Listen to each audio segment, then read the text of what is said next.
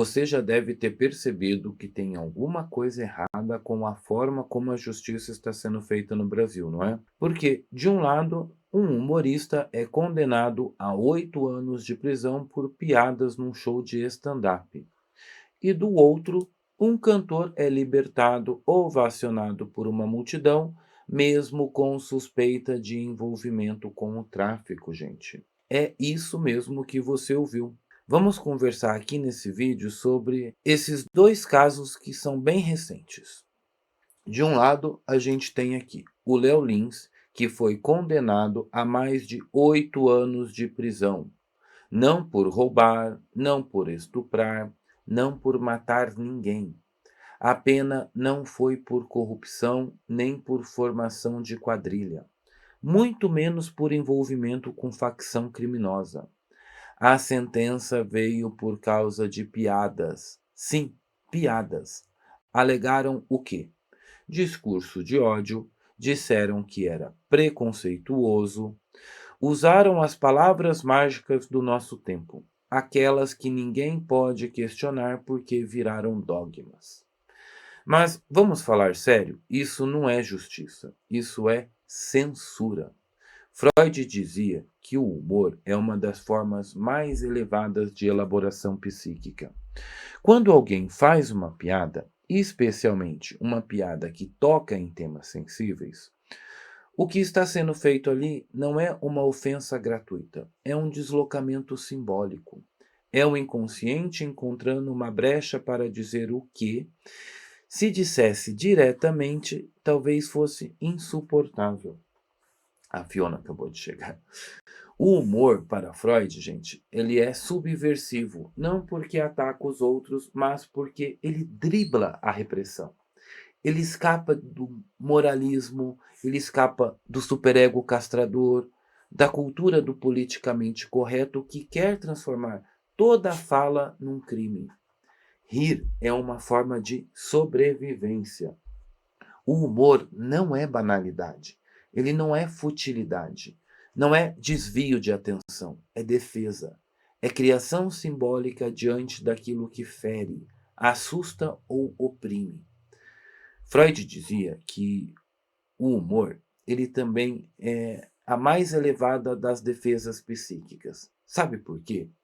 Porque o humor, ele não nega a realidade, ele a enfrenta com inteligência.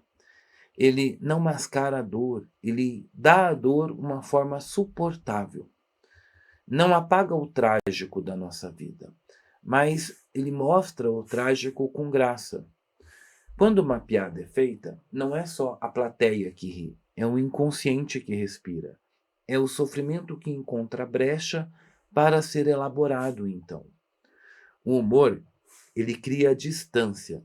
Distância entre o sujeito e a tragédia, entre o eu e o insuportável.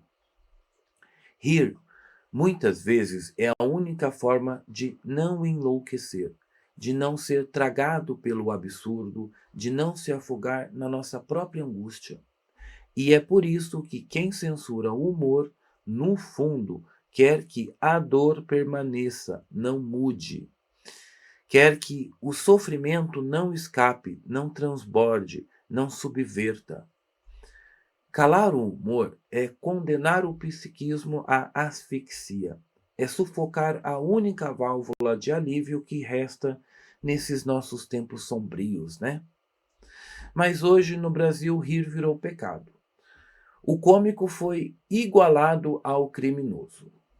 A pergunta que fica para a gente é assim: que tipo de civilização estamos construindo quando um humorista que faz rir é tratado como bandido, enquanto tantos bandidos de verdade são tratados como artistas, heróis ou, a palavrinha da moda, né? Vítimas sociais. Gente, se nem o riso é mais permitido, o que será que vem depois? Enquanto um humorista é condenado a mais de 8 anos por contar piadas, vejam só, MC Pose do Rodo, investigado por suspeita de investigado, tá?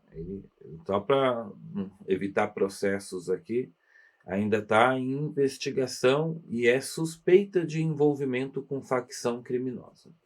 Mas ele saiu da cadeia como se fosse um herói nacional. Não, você não entendeu errado. Ele saiu o quê? Ovacionado, erguido nos ombros, recebido por uma multidão de fãs. Vejam só. Deixa eu ver se eu consigo aqui, ó, mostrar a foto para vocês. Como se ele estivesse voltando da guerra, ou melhor, como se estivesse voltando da glória. E qual que foi o motivo da prisão dele? Porque, segundo as investigações, o MC Pose, ele teria ligação com o Comando Vermelho, uma das facções mais violentas do Brasil. As letras de suas músicas exaltam. Eu não escuto, tá? Mas eu li aqui a reportagem, então eu sei que exalta o tráfico, celebram o crime, naturalizam o terror das comunidades dominadas por fuzis, por granadas, mas ele canta, ele dança e ele representa quem? Ele representa as minorias. E por isso a mídia o trata como uma expressão cultural. Os jovens o seguem como um ídolo. E a crítica social vira silêncio cúmplice.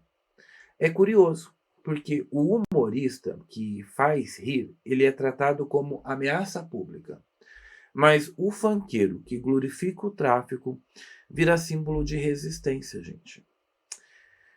Vamos pensar aqui o que, que o Freud nos ensinou. Que toda civilização ela é feita de renúncias. É isso mesmo. Para viver em sociedade, o sujeito precisa abrir mão de impulsos. Não dá para satisfazer todo o desejo na hora que ele aparece. Se cada um resolvesse fazer só o que tem vontade, a barbárie viraria norma. Só que a nossa cultura parece ter feito uma escolha bem perversa. Ao invés de reprimir o que é destrutivo, está reprimindo o que é estruturante. Estamos renunciando justamente o que deveríamos preservar: o senso de justiça, o valor da verdade, o limite entre certo e errado. E, e aí você pode dizer assim: nossa, mas um psicanalista falando em certo e errado? Sim, eu. E eu falo com todas as letras, porque, meu amor, se você não sabe o que é certo e o que é errado, então a gente está num terreno bastante perigoso. Porque aí não há mais limite, não há mais régua, não há mais mínimo ético. Sim, a psicanálise não está aqui para julgar moralmente o sujeito, mas também não está aqui para aplaudir a perversão. O Freud, ele jamais disse que o analista deve validar tudo. Muito pelo contrário, ele mostrou que há conteúdos que precisam sim ser reprimidos, porque são destrutivos, antissociais, insuportáveis para o convívio humano. A repressão nesse contexto não é repressão política, é uma função psíquica. E se o sujeito sente vontade de matar, de roubar, de ferir, a repressão simbólica é o que a impede de se tornar um criminoso.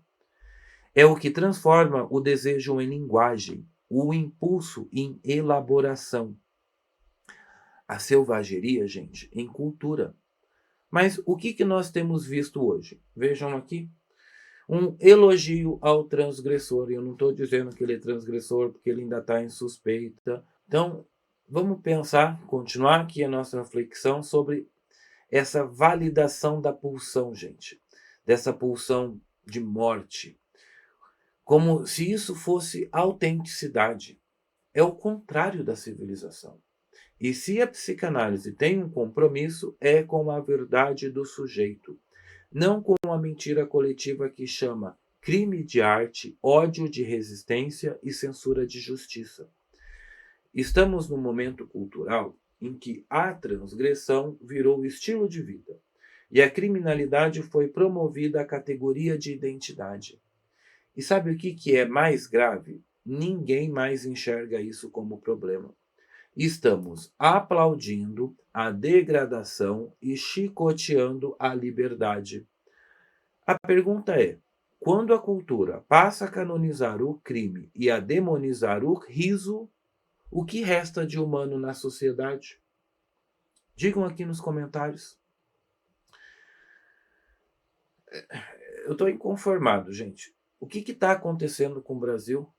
Estamos condenando quem critica e aplaudindo quem corrompe. Estamos punindo quem faz rir e libertando quem glorifica o crime. A justiça perdeu a medida, a cultura perdeu o norte. E a sociedade, Rafael, perdeu a vergonha. Vivemos um tempo estranho, onde o limite entre o certo e o errado foi apagado com a caneta ideológica. Não há mais diferença entre transgressão e destruição. Tudo foi nivelado por baixo. Hoje, o discurso de expressão virou salvo-conduto. Serve para blindar o que há de pior, mas nunca protege o que realmente importa: a liberdade de pensar, de discordar, de criar. Você pode cantar sobre armas, fuzil, facção, pode fazer apologia ao crime em ritmo de festa, que será chamado de voz da periferia. Mas tente fazer uma piada sobre qualquer tema sensível e você vai ser acusado de intolerância, ódio, aqueles monte de ismos, né? Istas, e mais meia dúzia de rótulos prontos, né? A gente já sabe quais são eles. Hoje, recalcar é crime, regrar é opressão, limitar é fascismo. Mas idolatrar o caos, isso virou arte. O que está em jogo aqui não é gosto, é critério, é civilização. Se uma sociedade persegue quem critica e abraça quem destrói, ela não está evoluindo, está apodrecendo. E quando tudo é permitido, inclusive o crime, menos o pensamento livre, adivinha quem está sendo condenado de verdade? Freud nos ensinou que toda repressão social deixa marcas e que essas marcas não desaparecem, elas viram sintomas. E no nosso tempo, o sintoma é bem claro. Vivemos numa cultura onde o criminoso é perdoado e o pensador é perseguido. Veja só, quem faz música exaltando arma, droga, facção é acolhido. E quem faz piada é julgado, criminalizado, condenado. Você percebe o absurdo? A cultura atual desenvolveu uma espécie de alergia ao pensamento crítico. Se você repete a cartilha, você é aceito. Se você questiona, você vira alvo. Hoje, a coragem virou transgressão e o silêncio virou sinal de virtude. É exatamente o oposto do que Freud propôs, porque para ele pensar era remédio. A elaboração simbólica era um dos caminhos da cura. Mas nós escolhemos o sintoma e pior, estamos chamando o sintoma de progresso. Vivemos um tempo em que é mais fácil elogiar um traficante do que defender um comediante. E eu não estou dizendo que o MC Pose é traficante, tá bom? Tem que dizer isso toda hora aqui, né? Mais aceitável é relativizar o crime do que tolerar uma ironia, né? Então a gente tem que dizer isso toda hora. E sabe o que isso mostra? Que a sociedade está doente, mas prefere atacar o termômetro do que atacar a febre. Deixa eu aumentar aqui para nós, para vocês poderem me ver melhor. Mas vamos voltar aqui agora, né, gente? Se você também sente que está tudo de ponta cabeça, que os heróis estão sendo calados e que os vilões estão sendo premiados, então você não está sozinho. Curte esse vídeo, compartilhe com quem ainda tem coragem de pensar. Comente aqui embaixo. Você acha que a censura no Brasil hoje já é real? Esse canal não segue cartilha. Aqui a gente pensa, sente com profundidade e fala com verdade. Eu sou Rafael Marques Menezes, psicanalista, professor e diretor da Escola Britânica, acho que é desse lado que eu ponho, né? Mas dá para colocar desse aqui.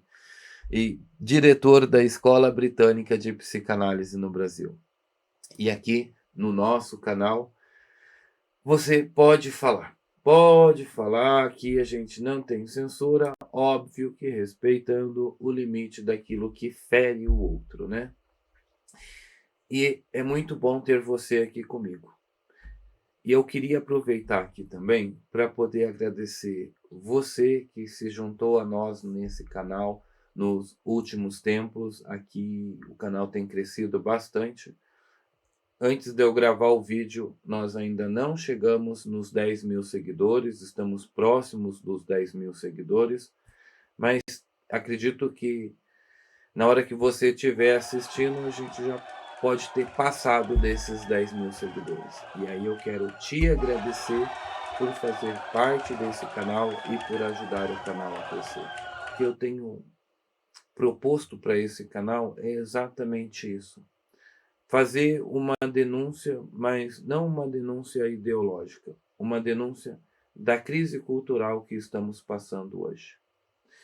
E então eu te agradeço de coração pelo seu apoio.